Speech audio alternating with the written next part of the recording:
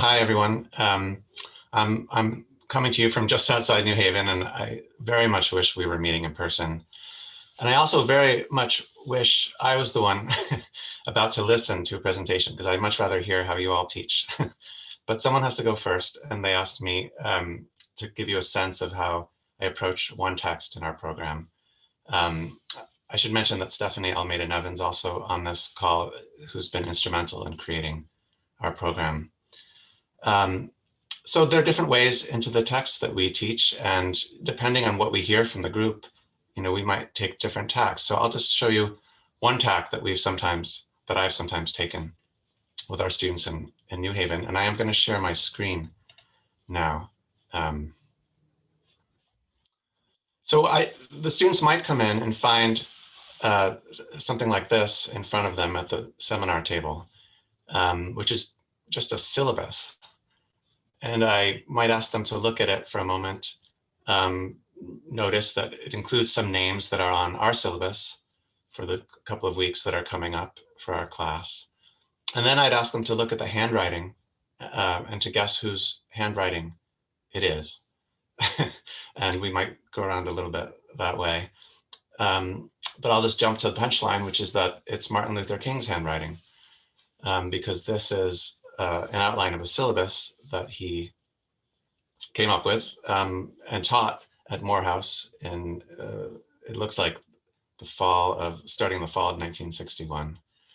This isn't the whole syllabus, it goes on for the rest of the page, but in a way that you could project from looking at this very traditional history of philosophy syllabus. And of course, if you think about the famous letter that King wrote from Birmingham jail just a couple of years later, you can see that these names were still in his mind. I would tell the students, remind them that he was sitting in jail in Birmingham, Alabama, having been put there for refusing to stop the demonstrations there, and that he wrote a long letter from the jail in response to a plea for unity, a letter that had been written to him by clergy asking him to cease the illegal activities. And in that letter, he seeks to explain what he's been doing and why. And one of the names that appears a number of times in the letter is Socrates, our topic for today's class. So why don't we look at how King thought about this figure that we're about to dive into. Here's one of the passages. I can't tell if my head's in the way or if you can read this passage, but one of these passages here, I would ask the students to look at closely. We're in the middle of a passage in which King is explaining nonviolent direct action, what it aims to do. The clergy have said that it's creating tension in the community, and King says, yes, indeed it is. And that's part of the point.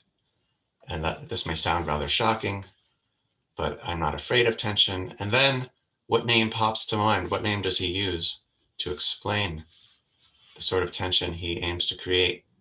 Just as Socrates felt that it was necessary to create a tension in the mind so that individuals could rise from the bondage of myths and half-truths to the unfettered realm of creative analysis and objective appraisal, we must see the need of having non-violent gadflies to create the kind of tension in society that will help men rise.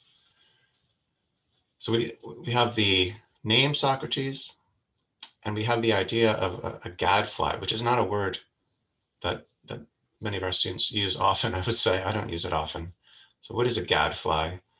Turns out it's a fly that stings a horse and hurts quite a bit. So it startles, it wakes a horse up. And it turns out that word gadflies appears in our reading for today. So that would be one place to start. Let's jump right to the passage that King seemed to have in mind as he was sitting there in the Alabama jail, writing out by hand, apparently first in the margins of a newspaper, and then they brought him some paper to finish the letter. What passage did he have in mind, having taught it at Morehouse pretty recently? Well, here's the passage. The students would have the books in front of them, but we would open to the passage. Here it is. It's kind of late in the dialogue. Socrates has been defending himself to a jury in Athens. And the jury, it's important to say, is not like our jury. It's not 9 people. It's hundreds of people. Because in Athens, democracy was much more participatory and direct than it is for us. So hundreds of people would come to form a jury. Hundreds of people would come to a different group, the assembly, to pass the laws. Any Athenian citizen, not everyone was a citizen, but any Athenian citizen could come and be a part of making the laws. In this case, we have a trial against Socrates, and he's defending himself, and part of his defense is this, that he functions as a gadfly, and he thinks that this is something good he does for Athens. And in fact, he says here that the god has attached him to Athens and given him this function. A gadfly, one that awakens, persuades, and reproaches each and every one of you, the jury, and never stops alighting everywhere on you the whole day. So his claim is that the annoying questioning that he is famous for is providing a good to Athens. So, the difficulty here with this presentation to all of you is that we try to teach in a very conversational way. We try to be sparking discussion from very early on. But at this point, I would hope to dive into a close look at this passage and try to imagine why Socrates describes himself this way, and try to talk with him about what he's been doing and in what way it might be good for a city to have someone constantly provoking, awakening, persuading, reproaching each and every citizen. And also to ask why that would provoke anger, why Socrates is on trial in the first place.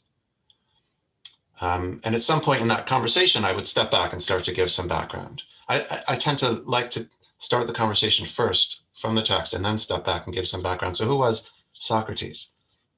He was a short, ugly, poor man. Ugly, I say, because he said that about himself and he was reputed to be ugly. He walked around barefoot, didn't even wear shoes usually. He did not take money for his teaching, as most traveling teachers in ancient Athens did. What did he do? He walked around the marketplace and he asked people questions about why they lived the way they did. He spent most of his time talking to shoemakers, politicians, generals, especially ambitious people. Spent very little time preaching answers of his own, lots of time asking questions that seemed to get under people's skin. And that was his way of life. That was the activity that made him a gadfly.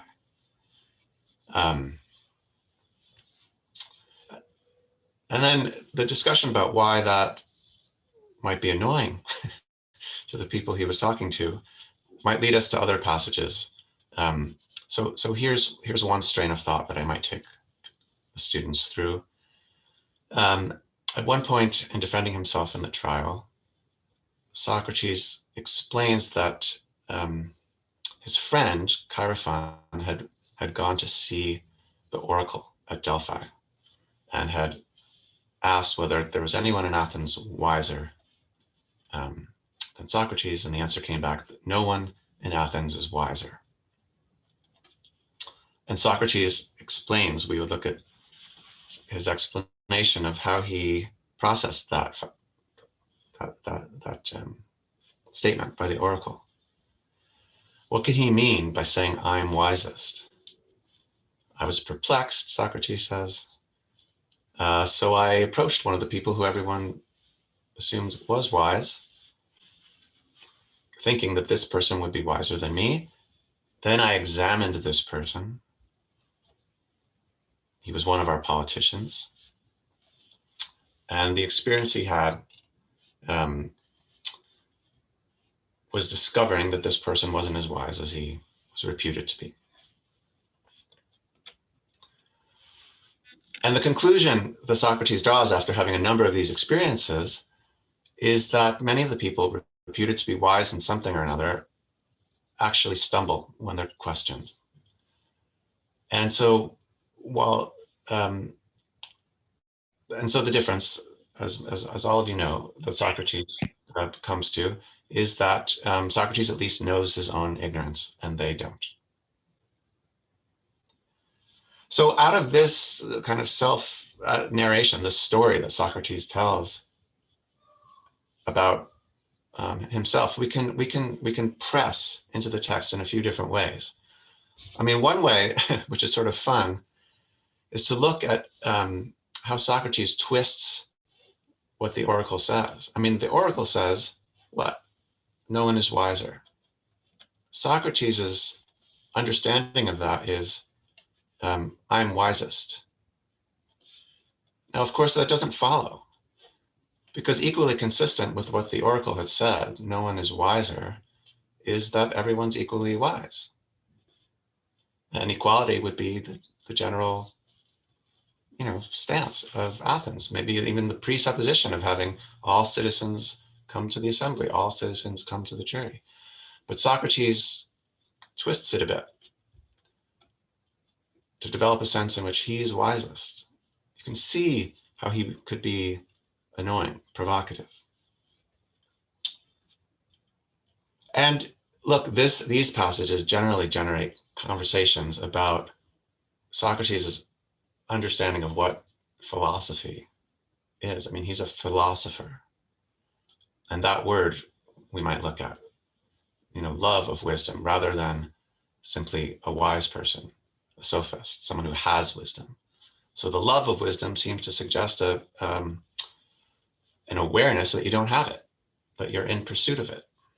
And so philosophy becomes less a set of doctrines or ideas that you want to impress on others, and more an activity of questioning, looking for the weak spots in ideas that are taken for granted by others. And this activity itself, it seems, is what gets under people's skin and what has made Socrates the target of this trial. So again, often there's a discussion about that understanding of philosophy sort of as an awareness of what one doesn't know and an activity that might never end. And that can bring up a whole conversation about Socrates' way of life in general. I haven't got slides for these all, but there are passages in which Socrates reveals how different his way of life is from that expected from Athenian citizens. That is, the Athenian citizens, as citizens, are meant to participate in the assembly, participate in the jury, be involved in politics. And Socrates, it turns out, doesn't much like that. He'd rather be in the marketplace questioning people than in the assembly as a part of the political back and forth and intrigues. So there's a way in which his way of life does seem in some tension with the demand of citizenship. He says he's doing a great good for the city by questioning people in this way, but he also shows in a number of ways that he doesn't much like actually being involved in the push and pull of politics, and he doesn't much like the sacrifices, the compromises that being involved in politics would require of him.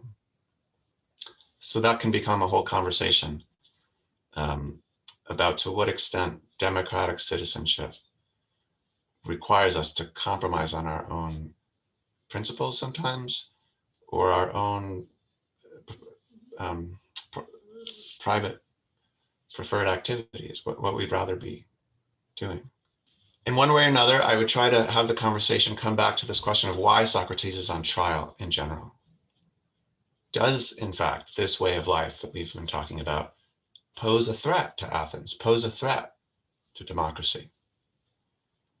And here, it's difficult to predict, I would say nowadays, where students' intuitions will be. It used to be, when I taught this text, you could pretty much assume that everyone would first read Socrates as a hero,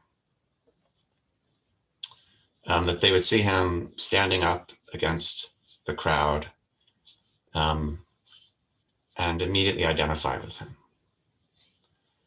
I don't always find that to be the case anymore. It's a more complicated set of intuitions that I at least find myself confronting. I'd be curious, again, what you think, what do you experience if you've taught the text?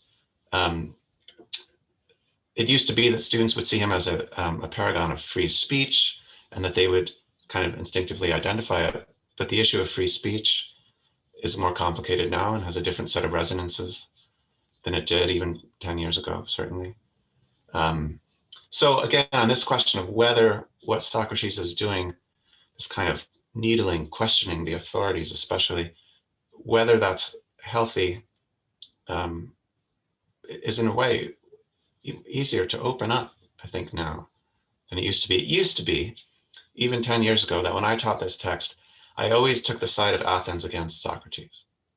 I always tried to make the accusation of him more plausible than the students would naturally think it was. And so I would tell them, I would give them some background that's barely present in the dialogue. That is, I would tell them, look, Socrates' students, famously, were questionable figures. One of them, named Critias, became one of the 30 tyrants that briefly took over Athens. I would tell them that this was all taking place at the tail end of a long, long war with Sparta, which was not a democracy, and that the Spartans briefly took over, Spartan-friendly politicians took over, oligarchs, tyrants, took over Athens, and Socrates' students were famously among them. And I would tell them also about Alcibiades, another famous student of Socrates, who led Athens into a disastrous military expedition in Sicily, which helped lead to Athens' final defeat in this long war. That Alcibiades had been loyal to Athens first, but then had switched sides and been loyal to Sparta, and then had even been gone and worked for Persia, another enemy, for a while. So these shady figures, known to be sort of internal enemies, really, of the democracy, were associated with Socrates because they were his students. So with that in mind, you can start to see why Athens might suspect that Socrates was doing something questionable. Now, what would that questionable thing be? Well, these students of his asked skeptical questions about everything, including whether democracy was really the best form of government. How much questioning of democracy itself do we allow before that questioning is legitimately seen as a danger to Athens or to our democracy? So when I could kind of assume that everyone was naturally too gentle on Socrates, I would emphasize the difficulties here and press, aren't there questions about our fundamental democratic ideas that would start to seem controversial, difficult, dangerous even? Questions about whether humans are really equal. I mean, at some point, those questions do start to strike us as really dangerous. So that's another way that a conversation can go, and I mean, that can lead in all sorts of directions.